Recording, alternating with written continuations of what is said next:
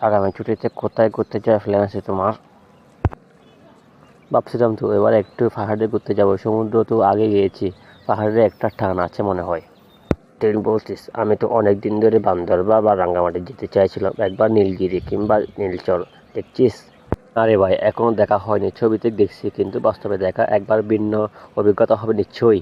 দেরি কেন, এবার একটা বান্দরবান চল। পাহাড়, ঝর্ণা, আদিবাসী সংস্কৃতি সবই দেখতে পারবি। হবে, কিন্তু আমরা কজন যাব? একা একা গেলে তো আর মজা আসবে না। ঠিক বলছিস, আমাদের আরও 2 থেকে 3 জন বন্ধু বলা যাবে। তাম্বির আর জাহিদের সঙ্গে কথা বলবো। ওদের নিয়ে তো জমে যাবে ট্রিপটা। কোথায় যাব, কি দেখবো, সব কিছু আগে থেকে ঠিক করে ফেলতে হবে। আমরা একটা প্রাথমিক প্ল্যান করে ফেলি। আমরা রাতে বাসে চট্টগ্রাম যাব, যেখান থেকে বান্দরবান লোকাল বাস ধরে নীলগিরি বগালেক যাব। তা ভালো হয়ে গেল, পাহাড়ের রাস্তা, কুয়াশা আর চারপাশে নিরগ্ন, ভাবতেই ভালো লাগে। তোরাটা বলে যাচ্ছিস, পাহাড়ের উপরে রাতে আগুন জ্বালিয়ে গান গাওয়া স্মরণীয় হয়ে থাকবে। ক্যামেরা আর ড্রোনটা নিতে ভুলিও না, ছবি তুলবো মন ভরে।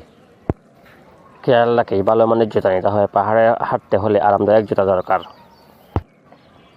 ঠিক আছে, সব কিছু লিস্ট করে ফেলি। খাবারের কিছু শুকনো জিনিসও নিয়ে যাব।